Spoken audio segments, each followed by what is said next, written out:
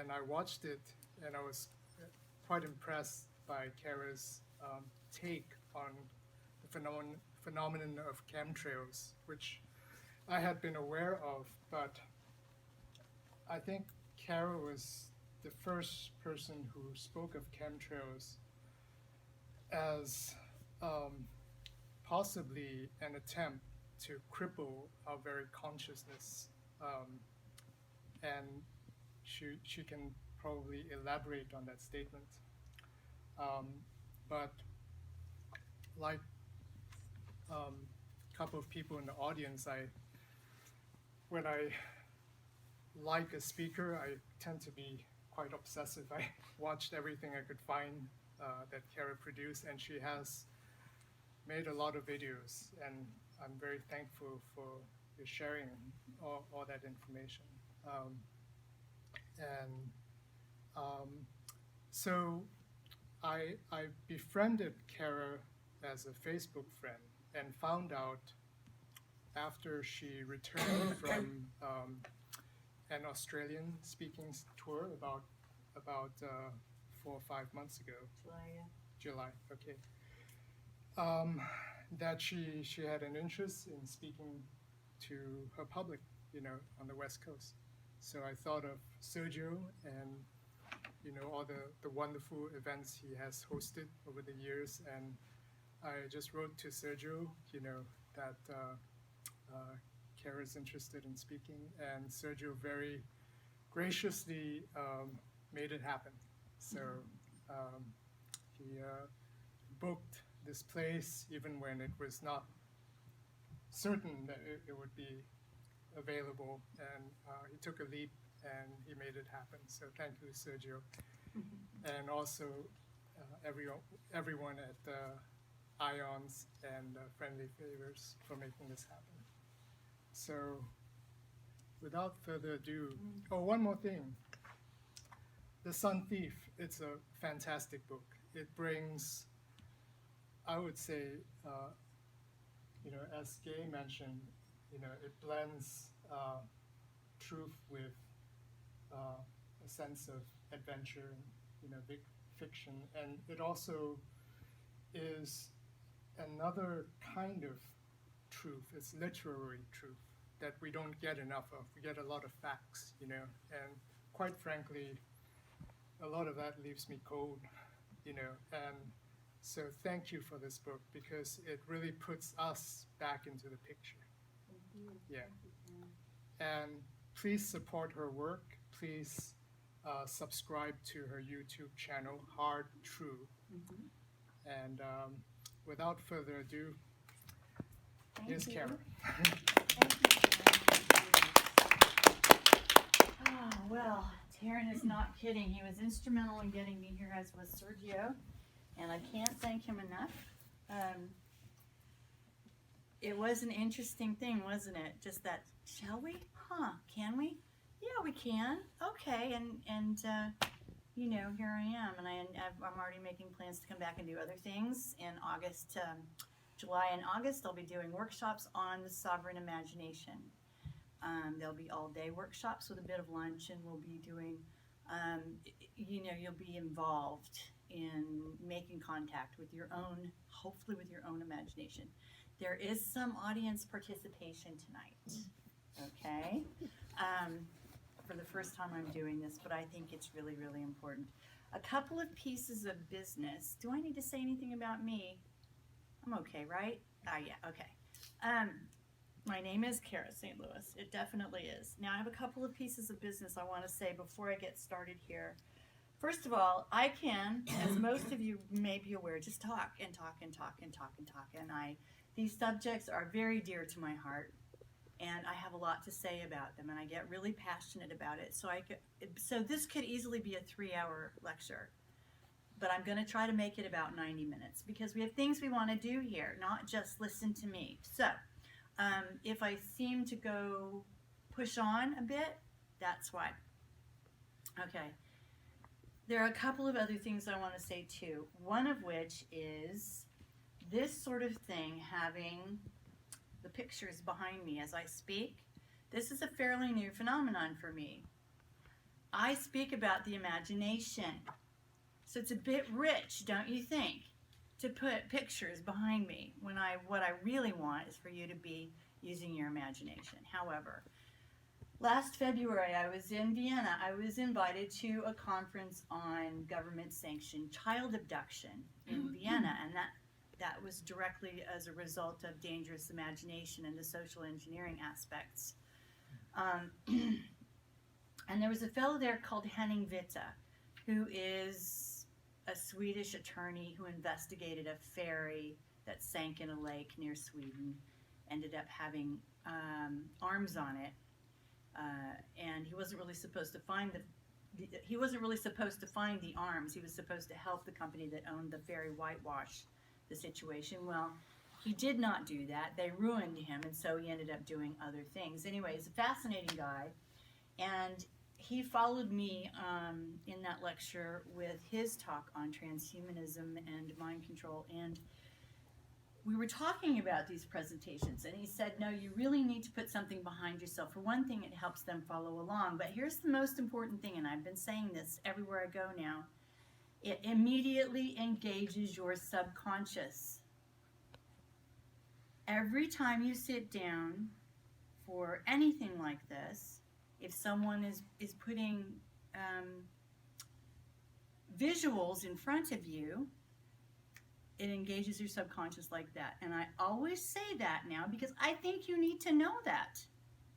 It's, if you're sitting down in front of something that you're watching, it's exceptionally powerful. So be aware that that engages your subconscious, okay? The other reason I'm doing it is because it keeps me on track, which is why I have it right here, because it keeps me moving forward when all I really want to do is talk about something. So there's that. And the other thing I want to say about this conference in Vienna, because I promised I would, even though this doesn't really have anything to do with the subject at hand, the woman who brought me to Vienna said to me, Kara, when you're speaking in front of English-speaking audiences, please tell them how desperate we are.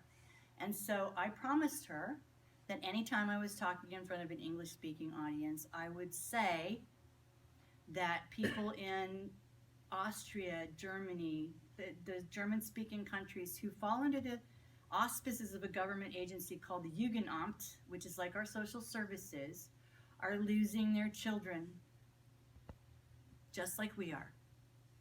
It's global, but because I made a promise, I always say that whenever I'm speaking in English, okay? Now you guys are aware of that. That's how desperate it is. Okay, now the other thing I want to say before I start my presentation is this. Every once in a while, I come across someone who reacts to my work from here, purely from here. And there are a lot of people in this world who are well versed in these subjects, and that's great.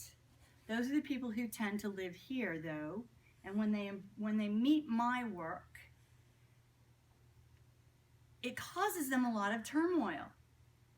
It causes them a lot of turmoil because what I feel like my job is to do all the research and then cast it in the broadest possible terms for the broadest possible audience, including my primary source resources, so that they can go further if they want to.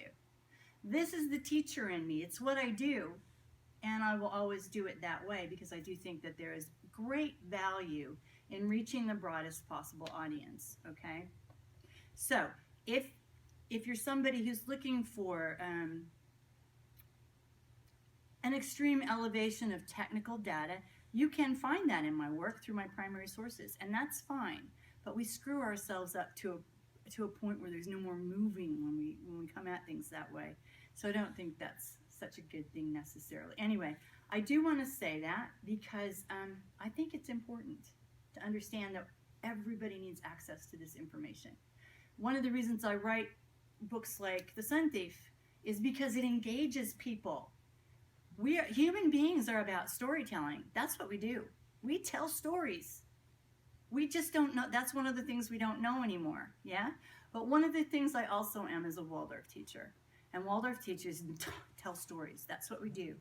It's what we do. So it's also what the ancient Celts did. All of the ancient people with oral traditions This is one of the most human things that there is. This is how you carry the power forward, is orally, with your word. I think I've covered the preliminary stuff. Now listen, here's what we're going to do tonight. I'm going to run through these sort of sections really quickly so you can get a look at what's coming, all right? And then I will go back and start at the beginning, and if there are one or two spots we need to skip a little bit because they probably could be a lecture all their own, then we will do that. All right, so off we go. If we only knew it. It all comes back to the imagination. I will forever, forever, forever be talking about this. So for me, it seems clear that the all-out attack on humanity, the trance, the great forgetting, has to do with the target, which has been, is now, and will always be the power of the individual. Human sovereignty. French Jesuit priest, one of whose name was Scaliger. I'm saying that because the chronology is called the Scaligerian chronology, or people quote Josephus, who was Joseph Scaliger, was the main person who rewrote the history, with the help of Benedictine monks. And the monks wrote that they were not writing down history, they were correcting history. They flat out said it. They were correcting history so that it was what Pope Gregory wanted to be. All right? It's a whole lecture all on its own. It's the subject I talk about that causes the most cognitive dissonance, because everything that we are, we relate to our history, our timeline. And our timeline's wrong, for the most part. It's easy for us to look at the 20th century and say, oh yeah, they lied about Nam, they lied about the Gulf of Tonkin. You know, we know this, but guess what, guys? They've been lying for a very, very long time. And the first person who came out swinging about this was Isaac Newton. He was a contemporary of these people, and he spent his last years writing a book refuting the Scaligerian chronology. And even if you think or you know that Isaac Newton had his own problems, and he did, isn't it interesting that he spent the last years of his life writing that book? Johannes Kepler did the same thing. He was a contemporary of these men. Johannes Kepler said, I have been seduced by Scaliger. The chronology scares the hell out of me. And we went all the way up through Oswald Spengler and various other historians till we got to Anatoly Fomenko. The consensual chronology has been actively and aggressively disputed from non-English speaking countries for a very, very long time. And there's a fellow called Fomenko who has quantitatively, bit by bit, given you the argument in science, which appeals to so many people, that demonstrates that the chronology is false, patently false, put into place to justify the reign of the Vatican and to the reign of many, many dynasties that never existed before an extra 1,000 years was inserted into our timeline to justify all that. And if you have a 4-year-old sitting in a school, you can tell him anything you want. And in a couple of generations, the history is solidified. Right? Becomes what everybody knows is true. Okay, so any other questions? That just makes me flash on the Inquisition. The Inquisition is how, the Inquisition is in the book on the Fae, which you've already picked up. That was one of the ways that history was rammed down our throats, yes, by military might and by the Inquisition. And one of the things that, as we all know, many women were accused of witchcraft and killed during the Inquisition, and men too, really, but primarily I think it was females. The Fae were a female-driven race. It was the divine feminine, so. I just want to make, there's a word that I learned this year that to me is very powerful. It takes what's going on and puts it into a one-word phrase. It's called entrainment, mass mind manipulation. Absolutely. Entrainment is one. Information is another. Information.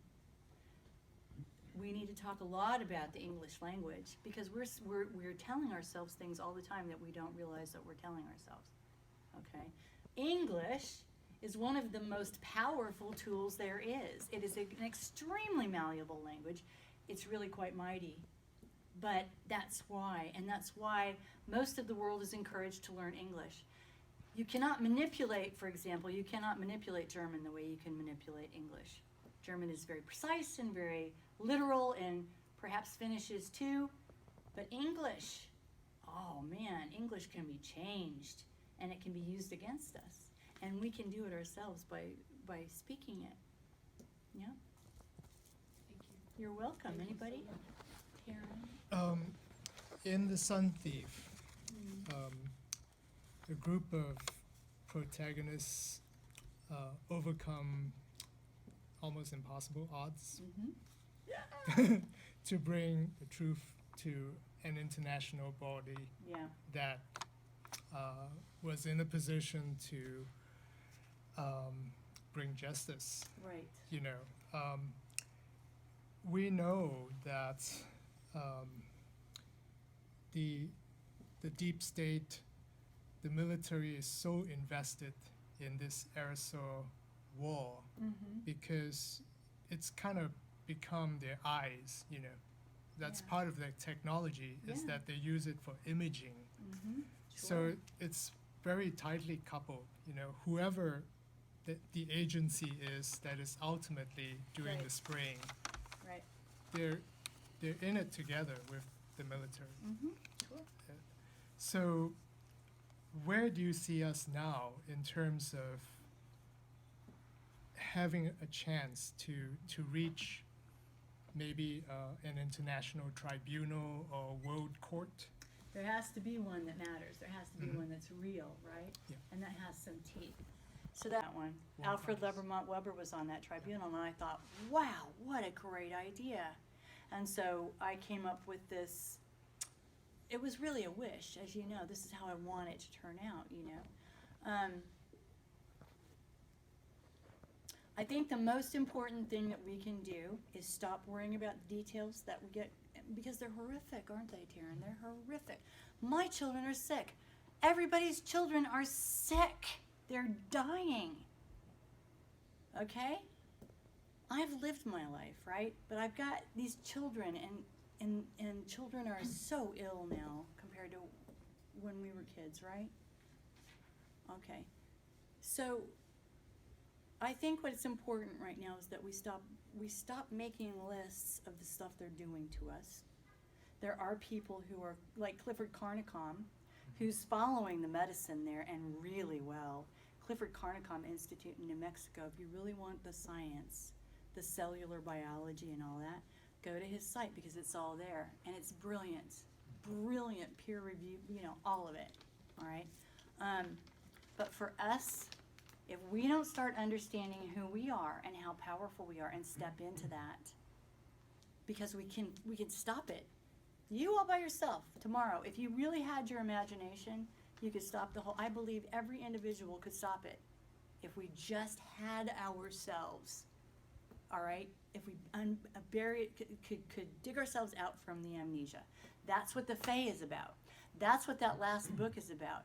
Ultimately, I believe we've gotten back to the origins of our power in that line, in that genetic line, okay? So for me, I am no longer going to be somebody, and I hope you won't be either, who walks around telling people they're exactly where they should be right now and everything's really good. No, I'm kicking people out of bed now, okay? Because my kids are dying.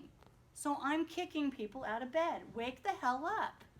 But don't wake the hell up because you're, you're doing the Zachariah Sitchin thing where you think you're absolutely helpless and you're really just a slave, and you know somebody came and took us over and made us into these barely functional, gold mining. Do you know his work, Zachariah Sitchin? Oh, that's not why. Why is because we are rare, to be desired, and mighty entities in this universe. That's where we have to be now, waking each other up. Okay? When we can do that, then we will have the collective will to stop this. Because there are billions of us and a handful of them. How does a thing like this happen? Huh? So that's what I would suggest right now. We have to work really, really hard at kicking each other out of bed. I no longer accept that everybody's where they're supposed to be right now, because right now is too critical. Right now is too damn critical. And my children and your children came here to face this, to meet this. I believe that's their job. They came here to do that, which is why they're under such ungodly attack. All right? So the other thing is, people like me, my age, we're the bridge generation, okay? We remember what it was like, and they're just waiting for us to die. Yep. So that there's no one left to say what it was, okay? Because the kids don't have any context. So how important is it that we, before we go, make the mightiest effort that we can make, okay? And in addition, since these children have come in at the turn of the tide to meet this, we have to hold it back from them as well. Do you know what I mean? So that they can do what they came here to do. I believe they came here to do it. What? Who are they? Well, everybody asks me that question. Who are they? There are lots of people. Depends on your cosmology, but most cosmologies have an enemy, a spiritual enemy, that walks in lockstep with us no matter where we go, okay? It's the thorn in our, supposed to be the thorn in our side that makes us evolve, all right? I believe that the place to place our concentration right now is on the artificial intelligence arena. There are esoteric entities that are attached to the artificial intelligence arena. Rudolf Steiner had a name for them, you know, or it's Ahrimanic, okay? Doesn't matter. I don't think what you want to call them matters at this point, but I think that's one place we should focus our attention. And the reason I think we should focus our attention there is because the effort to keep us down, the effort to make us binary, the effort toward duality leads me over to this artificial intelligence that cannot enliven anything it creates. It can create dead things. It can create copies of what we can do, but it can't enliven anything. So anything that's a false biology, which for us is almost even hard to identify anymore, would you look at a computer and automatically think, ha, false biology, fake brain. I mean, I'm lucky that I had, when I was in teacher training, I had very old esoteric folks, and I mean older, 80s or whatever, who could say that stuff to me. Hey, a brain is just, you know, a dim replica, a computer's just a dim replica of a human brain. I would go, oh, okay. False biologies, you're looking at false biologies, you're looking at creations that are not enlivened, that are dead creations, and those always go back to an artificial intelligence. So for me, that's who they is right now. That's important. Yeah. Just a couple things, observations really. Mm-hmm. But, I think that my generation must either be totally apathetic or just completely blind to noticing things. Like, I remember, the sky was so blue it hurt my eyes. I know. I don't see that anymore. And when I stare up at the sky, which seems to be an unusual habit that I don't see my peers doing anywhere. And certainly millennials and other generations, instead of looking at the sky when they go out, they're looking at their cell phones. And what's the first part of that word? Cell. Yeah, that is true. We're keeping ourselves in our own little prison that way, aren't we? But it's amazing to me just to not notice the differences, in the way the sky looks. If when I stare at the sky now, if I look really close, I see a hint of a dusting of white against the sky almost all it's the always time. there. That I did not see, when I was young. And also, the clear stark difference between what we used to call PVTs, persistent vapor trails. Mhm. When the atmosphere was still Mhm. and a jet went by, Mhm. the vapor trail way up high Yep. would persist, 35,000 feet, Mhm. and it would persist. It could persist for minutes, Mhm. and it would dissipate. Mhm. But even a persistent vapor trail dissipated in minutes. And you could watch it dissipate. Yeah, you could. Mhm. And I mean, the common one, it's dissipating behind the plane as it's going, Mhm. you know? Mhm. But now I see the scattering like in your photos, Mhm. exactly identical to that, Mhm. and they stay. Or I'll see one vapor trail, contrail, Mhm. and it spreads. It Right, thins, right. and it just keeps spreading and And they spreading. drip. But I don't see any of the normal evaporation and dissipation of the trail that would occur if it was exhaust fuel. Right. And this place that we've got to was a good century in the making. That's the social engineering. And you know, we've been drinking a lot of fluoride too, man. That's keeps us real passive. So We're eating a lot of Roundup now too. we're eating a lot of Roundup. We are, indeed. So it's a good century in the making. See, this is the thing.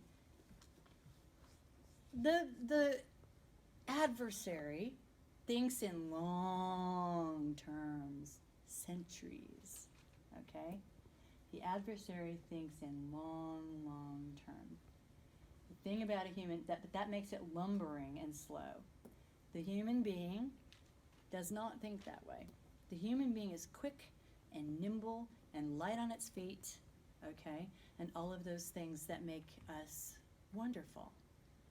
But those two things, because we are like that, an entity that thinks in terms of centuries can get a few things over on us as we go through, simply because of who we are as human beings, you know? So we need to understand that. We need to understand that these things have been happening over a period of centuries, and that's really difficult for us because we just don't think that way. We just don't think that, you know, anything or anybody would spend 1,000 years or 5,000 years to get to this point, you know? But that's actually what's happening. That's actually what's happened, so. Don't you think it could also be a numbers game at this point, that it's out of control? It's a numbers game based on profit? Could be, but that's this is the psychopathy that we've been talking about, you know, the people who are in the moment and really only want to harvest, whether it's energy, money, land, whatever, they just want to harvest. Yes, but I think that is a subsidiary of what's actually going on. In defense of Zechariah Sitchin, he did get a lot of people's imaginations going. True. He got them out of the dogma of, you know, the Bible says this way. He took it deeper. It's true, but even Sitchin has acknowledged that he mistranslated. That he has said that he wasn't correct in his translations. I traveled with him. I knew him very well. He opened up a lot of people's minds and imaginations, and he never worked with a computer. Mm-hmm. He did all his, research manually, old school. Mm-hmm. And I can see some of his things were maybe not translated properly, but can't discount the huge body of work that he did. No, you can't. But I have to say that at some point in our rumination as to how things really are, I would like for us to let go of any kind of cosmology that presents us as victims and powerless. And that, as a Lulu, it would be the ultimate, don't you think, it would be ultimately powerless.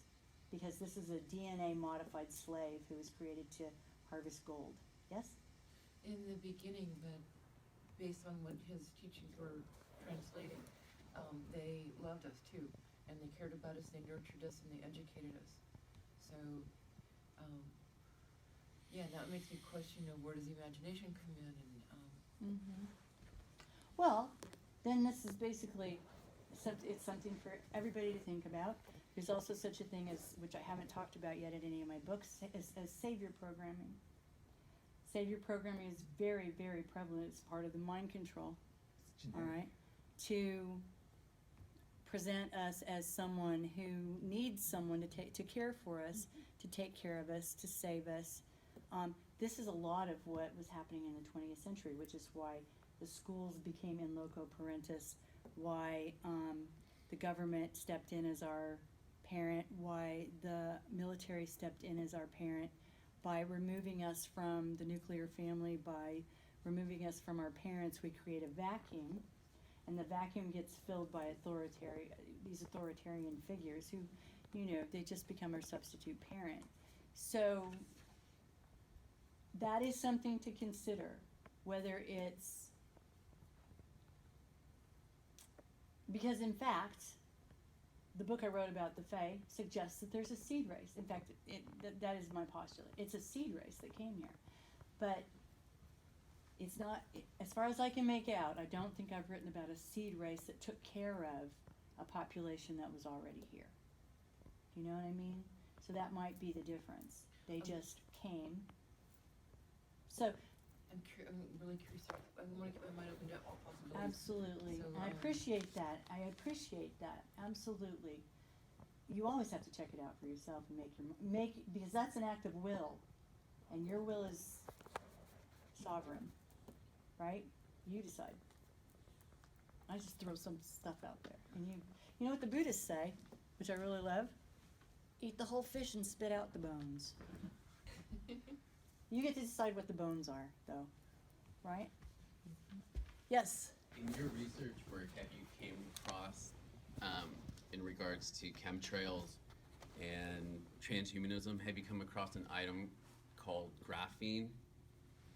Sounds familiar. Tell me about it. It's a new discovery they had. It's fairly recent, about 10 years old, and it's only in laboratory research at the moment. It is super fine nano tubing. Okay. And it's being researched out here in Berkeley by a man named Michael Cromie. I believe we're getting sprayed with that stuff and have been for quite some time. I mean, we're getting sprayed with Right. so much stuff. Graphene is so fine, they're finding out that it attaches onto any molecule that you have in your body. And basically it generates itself over, it creates this honeycomb shape, and it just multiplies. Now, does it respond to outside frequency or anything like that? It does a lot. That's what it It is. does so much stuff. Didn't What else have Harold I came cover that? across? Probably, I don't know. They're finding it, some research they cross-reference with, and this is I found on the net, with Morgellons. They're finding graphene within Morgellons. Yeah, you're right. Yeah. Yeah, see, my writing Cloud partner on Spiller. Dangerous Imagination, Harold Yeah. Cloud-Spiller, probably did cover that in depth. But Right, that was right. his, I that was just his haven't stuff. heard anyone talk about graphene, I thought. Well, I'm glad you brought it up. Came up with it. Yeah, I'm glad you brought it up. Okay. Quite fascinating. Yeah.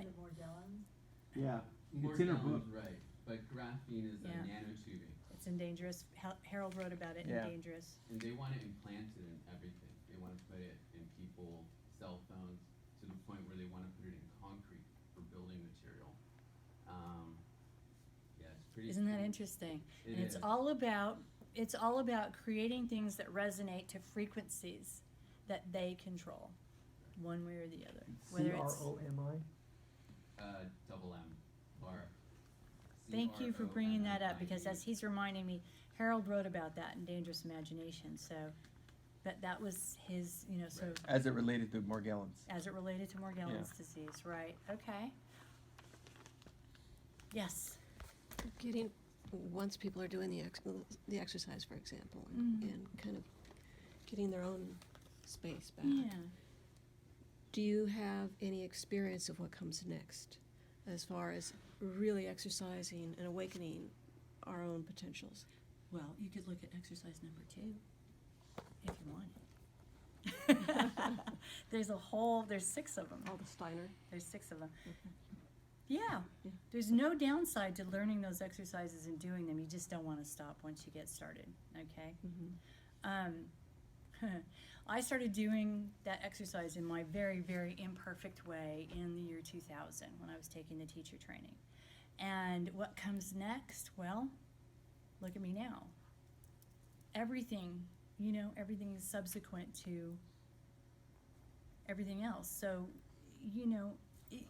my advice to you is, if you're interested in what comes next, Steiner talks about what comes next, and Steiner talked about everything under the sun. So have a look and see what you think, you know? Eat the whole fish and spit out the bones. That's my advice. Steiner was, even though my cosmology has grown and changed in ways that he certainly would have wanted it to, that foundational cosmology with Steiner was absolutely brilliant. Absolutely brilliant. So, I mean, I don't think there's a downside to studying him on your own at all. So, or together. We could do it together. Right? Yeah. So you said that you told the Austrian people that you I did. that you would tell them their children are dying, like our children are dying. Their children are being abducted by the Stolen. government, by the social services, just like in this country. The In estimates are every like other 100,000 a year Every worldwide. other country around the world. Pizzagate? Yeah. For example, maybe, I don't know, but for example, in England, I don't know if it's true here, but it might be, in England, the schools get a lot of money for each child they report to social services. Okay? So they do a lot of reporting to social services. And parents, foster parents get paid. Now, I was a foster parent for years of teenagers. Foster parents get paid to take care of children. It's a business in the end, right? And children are taken out of hospitals in the United States when the parents refuse to have them vaccinated in the hospital. That is about as illegal as it gets. It's institutionalized kidnapping. It's going on all over the world. So that's what she was talking about. That's what they were talking about. And the reason they invited me was so I could talk about the social engineering and education aspects, and let them know that maybe the institutions that they thought they could rely on for help were not really the ones to go to for help, because they had other goals and reasons for doing stuff. Yes, sir. I didn't expect you to talk about imagination, No. and I'm really surprised and pleased that you did, because my profession, inventing, writing patents for inventors, Mm-hmm. depends on people imagining what does not already exist, seeing things that are not yet manifest is the essence of it. And I've talked to inventors that we would call slow in speech, slow in comprehension, slow in their ability to answer, Mm-hmm. and they can imagine things that have not been made before. So this faculty of imagination does not seem to be constrained by IQ. At least that's been my observation. Right. And then when we go to the opposite end of the IQ spectrum, even Einstein acknowledged that imagination is more important than knowledge. It's everything. It's absolutely everything. Thank you for saying that.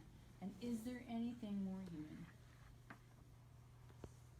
There just isn't anything more human than that. Well, and when I grew up, I made my own toys and my own games. I don't see that happening now anymore. But that's inventing, and that's imagination at work right there. Absolutely. Thanks. So, listen, anybody want a book, I'll sign it. That's the next thing. And then we gotta get these poor, tired people home Okay. to bed.